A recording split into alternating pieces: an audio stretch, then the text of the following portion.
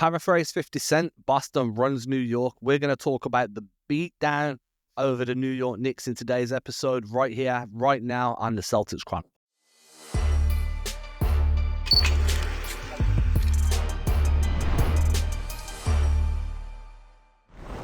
What's good, everybody? Welcome back. If you're new here, my name is Adam Taylor. You can find me over at USA Today, Celtics blog, and of course the Celtics Chronicle newsletter. The link's in the description and the pinned comment. As usual, I'm joined by my homie, compadre, co-host in crime, Mr. Billy Calabrese. What's going on, Billy? We run New York.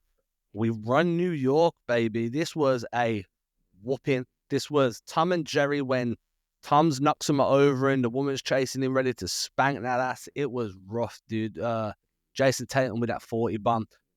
After the game, shortly after the game, during the Celtics post-game show on NBC Sports Boston, Scal said that he believes New York is not at the level of the Celtics. Let's run that clip. If you're the Knicks, it all comes crashing down. Like, you are now reminded once again that you are just not on the same level and you have a long ways to go. Not at the level, baby. I just think that when you look at the way this team's played New York over the first two games they've faced up, first game was obviously opening night, then this game, we're yet to see both teams at full strength. I think that's a key factor that we need to point out. There was no Porzingis, no Drew for Boston, no OG Anunoby over in New York in this game. But as we spoke about before we came on, Billy, the Celtics have outscored New York by about 84 points in these two meetings. This is a New York team that was designed to be a championship contender. They were built to kind of stop Boston. You know, you go and get Mikal Bridges, you go and get Anunoby, and the idea is that you compare these two upon Jayson and Jaylen and slow them down, and Bridges had no answer for Tatum, man. He looked like a fish out of water. What was your take on this game?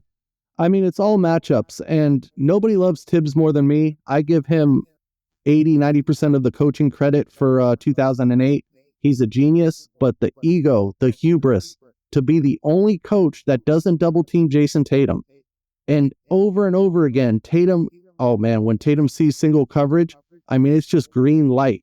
I know they spent 5 first-round picks to get Bridges, and that's why they don't double Tatum, because they think Bridges can handle him. But at what point does your ego, your hubris, your pride, get in the way, and you just have to be like, okay, we have to double team this guy. He's the best player on the court. And they still didn't do it again. The problem is with Tatum, and this is a problem that every team's going to face, and the Celtics face it when they play other teams, though. When you double somebody that can consistently make high-level reads out of trap coverage, you're opening yourself up to get cooked elsewhere. So, yeah, Tatum might have only got 30, 25 if you'd sent doubles at him, but Pritchard was on a heater. Jaylen Brown was getting to the rim. His mid-range game was off the charts in this one, and I love mid-range Jaylen. I think that's the best version of Jaylen. Analytics be damned, right? I don't give a shit about no analytics. A mid-range shot for Jaylen Brown is a good quality shot. So I get what you're saying. Why didn't they double? And the only pushback I'm going to have is last season the Celtics generally, as a rule, didn't double. They played guys straight up. They hedged over. They overloaded sides, but they didn't really send two to the ball too often. And that was a recipe for success for them, because it was really hard to get them in rotation and to create an open shot against them. So I'm not sure whether Tibbs looked at the way Boston defended last year, went and got two wing defenders in Anunoby and Bridges, and then felt like he was going to play that same style. But Tatum's a top 5 guy, and not sending two at a top 5 guy when he's on an absolute heater, that's the choice. And it's the wrong one. I mean, we saw it. I will push back a little. I do think that it's a little different for us, especially this year. You'll see us double team a lot more. We would double, we blitz, especially even in this game, we did it a lot to Brunson. And I know Brunson had a pretty nice game. I mean, thank the officials for that. He kind of lived at the foul line. But I do think that you have to pick and choose when to do it. And the one thing we've seen that gives Tatum trouble is not long wing defenders. It's smaller guys that can kind of get under him. And then when he puts the ball on the ground, you try to poke it away. You just bug him. You kind of push him. That's the way you bother Tatum, is with the smaller guy as the main defender, and then you could have help or trap or do anything from there. I will say they are doubling more this year. You are right. I will push back a little bit because they haven't been as good defensively this year because of, in my opinion, because they're sending two, so they're leaving a guy open, they're rotating more. It's easier to break down a team in rotation. I do like the idea of making Tatum beat the smaller guy. Now, the problem with that is he's always going to have the size advantage, the strength advantage. He's incredibly good putting the ball on the floor. In Tatum's counter to that is if you want to put a smaller guy onto him, he's going to duck into the post every time and feed him in the post, and then you've got no chance because he's either going to face up and shoot over you, or he's going to spin off you, or he's going to run you into a screen, pick up a big man on the move, and then beat the big man off the bounce. It's hard, right? Like, how do you stop a Jayson Tatum? And I always go back to one of my favorite movies of all time, bit of a cliche in basketball discussions, is He Got Game. And there was a quote in there where you can't stop him, all you can do is hope to contain him. And that was kind of how I felt about this entire game with Tatum. They didn't try to stop him. They didn't try and contain him. They tried to stop him. And you're just not when he's playing this well. This dude loves playing in New York. His quote about Denzel Washington after the game, like, I saw Denzel wanting to have a good game in front of Denzel. I'd want to play well in front of Denzel too. So I just think that New York are in a really tough spot here because coming into the game, they don't have anyone on Tatum's level. You can talk about the impact Cat's made. You can talk about how Brunson is. Those two guys are great. They've been playing excellent basketball, all-star level guys. But, and Knicks fans will probably hate me here, they're not Jayson Tatum, and they're not at that Jayson Tatum level. No, and they don't have the bench. They don't have the depth. I mean, look at Luke Cornett. Look at Kata. Look at them compared to what the Knicks bigs did. And I'm even counting Cat in this conversation because Cat was unplayable defensively. I mean, he was a traffic cone. Every time we got the switch onto him, we went right by him, got an easy basket. Luke Cornett had I think it was the best game I've ever seen from him, but he's had a few really good ones. But it was a nice revenge game for him against the Knicks. And then Kata just had spectacular play after spectacular play. He was fantastic. And I've said this to you earlier, like, Kata's motor, in terms of just being a genuine rim runner, is an aspect of the big man rotation that's widely underlooked, right? You have Porzingis, which is your 5-out guy, can play in the post, but he's I like to call him like your finesse guy. Then you've got Cornette, that's keeps everything moving, is your ball movement guy, short roll, the HOs on either wing, screen and move. Horford's more of your spot-up 5 at this point, and then you've got Kata that's the rim runners, and the way he got up and down the floor, dude, he got a couple of blocks, not all of them got registered. One was a turnover, one was a foul, blah, blah, blah. The one on Cat, like you mentioned. But just the pace that he can get up and down the floor and the physicality he brings around the rim pressure, rim deterrent. I think he's a really underrated part of this rotation because we don't see him all the time, and he is still technically a developmental talent. But I thought he was fantastic in this game. Both him and Cornette were huge, and Cornette is just ridiculous at this point. In the double big, it just gives so many teams problems. It's especially a really effective weapon against the Knicks because the Knicks usually can use their size, and they look small against us. They look weak. Like, we pushed them around, we bullied them, and that's all with that double big, whether it be Al and Luke, whether it be Luke and Kata, Al and Kata, the Al Kata lineup, as we like to call it. You name it. And I'm not a fan of double big lineups. I've said this before. I'll beat this drum until the end of time. Just because, I can't say I'm not a fan. I don't like them for the Celtics team. And I'm going to die on that hill. And there's value there, clearly, as we just saw against New York. There is value there in certain matchups. I prefer to have one big and then be a bit more fluid on the wings. Especially when in a game like this where Tatum's usage rates through the roof, he's your primary initiator. I'd like another wing there more than having two bigs and sliding Tatum down. But in general, like, there's value. I don't think many teams have the depth at the 5 spot that the Celtics team does. And you could see that against New York, right? Like, Robinson's still on the shelf. They traded Jericho Sims at the deadline.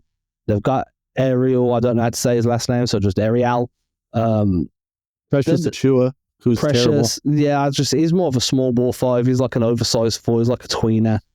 Physical, like, he's just one of those dudes, like, I want to bruise you up, right? That's kind of how he is. He's not great at all, but he's high energy, high physicality, but they don't have that same 5-man depth. So when Cat wasn't on the floor or when Cat wasn't involved in actions and you had Horford in the corner, or you had Cornette setting screens and then rolling, or you had Kata running towards the rim, there was just so many options available to Boston where they could take control of those mismatches, where they could kind of exploit the space that New York were leaving, because there was quite a bit of space in that middle of the floor. It was just really difficult for the Knicks to control this game. Tempo-wise, from start to finish, Boston felt like they had an advantage on the glass. That came from the size advantage too. I don't know how, like coming into the season, I had the Knicks as the biggest threat to Boston in the East. And this was before Cleveland strung off 1 billion wins, or, you know, before they added DeAndre Hunter and all of this stuff, right? And the Knicks, to me, were the biggest threat. Now, I'm going to die on that hill too. I still think New York are a better team. And then I still think if it's Cleveland and New York, I have New York coming out of it. People aren't going to agree with that, whatever, you know, it's an opinion. But I'm not as scared of the Knicks as what I was coming into the season. There's too many flaws with them and how they're trying to play versus how they need to match up against Boston. And you obviously didn't like the double not sending to a Tatum. And even when they do, then you got to figure out how to stop Brown. The Knicks aren't ready to dethrone the Celtics yet. I agree with Scal here. And that's very rare for me. If you know me, I very rarely agree with what Scal has to say. They're not ready. And I do want to also, since we mentioned Scal, let's mention the other former Celtic that likes to run his mouth. Perk saying that Brunson was the best player in the game before the game. That did not age well. I know he just likes to troll the Jays. He does have some kind of like personal thing with the Celtics where he wants to overcompensate for previously being a Celtic, so he has to go the other way on takes. But yeah, that was really foolish to say Brunson was the best player in the game. Look, Brunson's great. I'm not going to take anything away from Brunson. He was probably the only Knick that really made a positive impact in that game. When, you know, he generally and genuinely like manipulated Boston's defense at times, but he's just not on that same level. He wasn't even the second best player in that game. Not even in this specific game, just for performance. Like talent-wise, he wasn't the second best anyway, because I think like maybe you're going to put Brown ahead of him or whatever. But performance-wise, he was the third, the fourth. Like Pritchard had a better game than him. Tatum had a better game than him. You could argue Derek White had a better game than him. Like, no Knick really finished in the top 3 for production and performance. They were third, maybe fourth. This wasn't the best game for Cat. I feel like the Celtics have done this to a few different bigs throughout the season, and I don't know if you've noticed it. They'll come down in transition, they'll set a drag screen, and they'll do it with the big setting the drag screen, usually Cornet or Porzingis, to switch a big onto Tatum while Tatum's still in movement. He's not coming off the stationary and coming into his dribble. He's already getting downhill. Set that drag, put a big onto him, and let Tatum cook that big, like in space on the move. They did that to Cat a few times. They forced Cat to try and guard Tatum with the ball on the floor with a bit of a head of steam, and Tatum just cooked him every time. Open layup, open dunk, step back, mid-range, kick it out, or catch and shoot.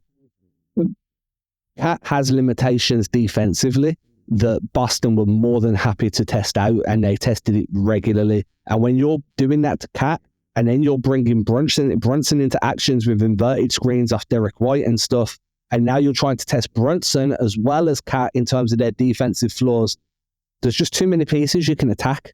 And unfortunately, if you can attack more than 2 guys on a night, like a nightly basis, it's going to be really hard for you to try and contain the Celtics offense. No, that's my favorite part of the Killer Whale offense, is when they get the big out on Tatum, and Tatum's already in movement, so he could just blow by the guy, and the center has no chance of keeping up with them. It's so effective. I think it's the best thing we do. And you saw it, like, even when it was Precious, and oh man, he had a couple where he just was like, just spun around, he fell. Pritchard had the great one on him, and Precious is literally turned around facing the other way on his knees. It's so cool to see. How do you feel about Pritchard? Because he's blown hot and cold recently. I know a few people have been a little bit frustrated that he looks like he's looking off Tatum and Brown at times, but this to me was one of the best performances since before December from Pritchard. Really filled his role well, played within the system, played within the offense, hit the shots that came to him, and then moved the rock, cut well. And I want to get into sacrificial cuts in a moment, but I think that this was one of Pritchard's best games in a minute. Oh, he was phenomenal. I think he wrapped up the 6th Man of the Year award in a game like that, national TV. He does, he's aggressive. I mean, that's his job. He's told to go out there and shoot. He's not a point guard.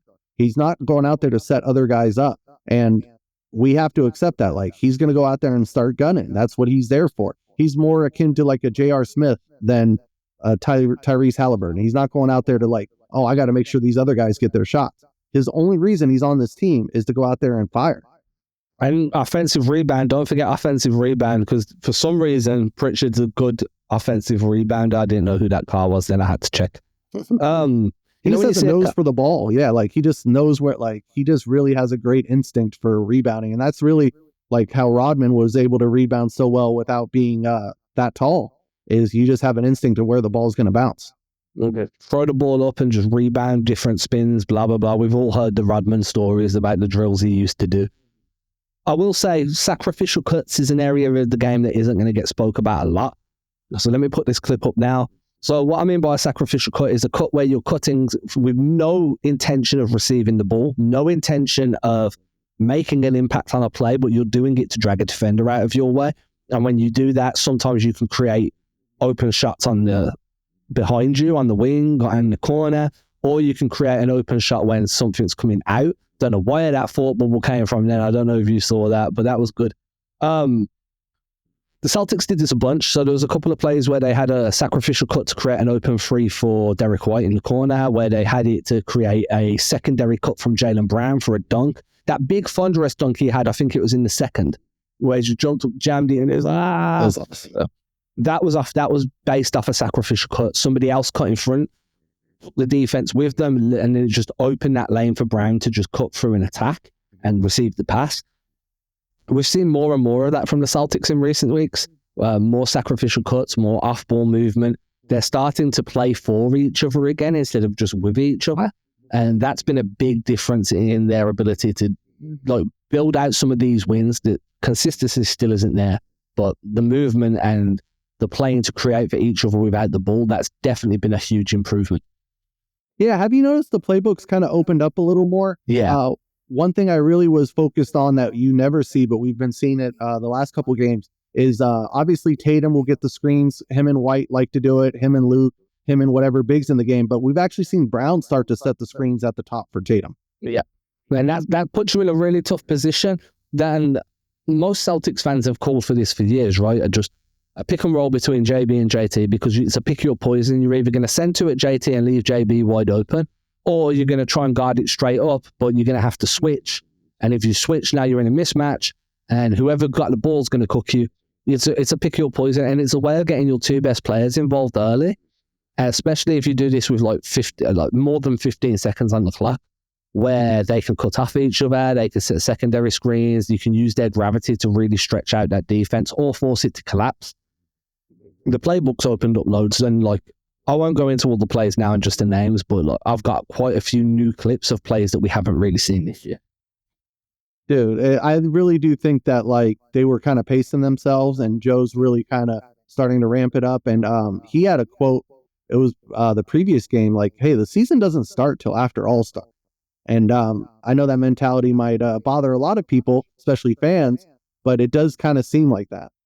Yeah, and that's always been Tatum's mentality. Tatum ramps up after. If we're seeing this from Tatum now, imagine what we're going to see if he's healthy through the stretch run of the regular season and into the playoffs.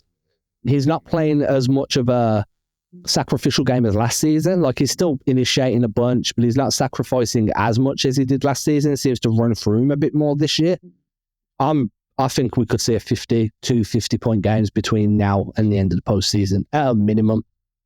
Well, it's frustrating because if that game was closer last night, that would have been his 50 in the Garden. Yeah. He didn't play the last 7-8 minutes. Like, he didn't need to, but he did look gassed. At like after about 2 minutes in the fourth, you could see him taking deep breaths. They sat him down for a minute. He had that air ball. He did look like he was a bit gassed. And these guys are tired. They're like, especially Tatum. Yeah, he hasn't had a break in like 2.5 years. The weird one, I've never seen this before. Maybe it's something we'll see in the playoffs. Both Tatum and Brown played the whole first quarter. They've done that 2 or 3 times this season now. It's not been consistent. It's been as and when it makes sense. I like that. I like the fact that you keeping them both on the floor. It just makes staggering them in the second a little bit more difficult, because one of those two guys has got to eat like 14, 15 straight minutes before taking a seat. And that can wear on you throughout the season. You know, we're getting into Tibbs territory in terms of minute distribution there. Yeah, but I do like it against like the teams towards the top of the East, which I mean, now what are we 6-1 against the Cavs, Knicks, and Bucks? Yeah, I mean, like we kind of just own that the 1, 3, 4, even 5 seeds. And now Milwaukee doesn't have Chris Middleton, but Bucks fans will tell you to be scared of Kyle Kuzma. Okay, then cool. If that's where we're at, that's where we're at. No, I think this was a great game. Honestly, from start to finish, the Celtics have got Knicks' number. They own New York right now, in the middle of a snowstorm as well. So Knicks fans weren't. They didn't just leave the arena sad. They left the arena sad and cold. And to me, that was hilarious. So sorry, Knicks fans. I'm usually quite cordial towards the Knicks fans as well, because one of my favorite basketball friends covers the Knicks, so I'm usually quite friendly. But this was one of those where, you were talking some smack during the off season, and sometimes you got to practice what you preach, man. You talk some smack, then you got smacked not once but twice. That's funny to me.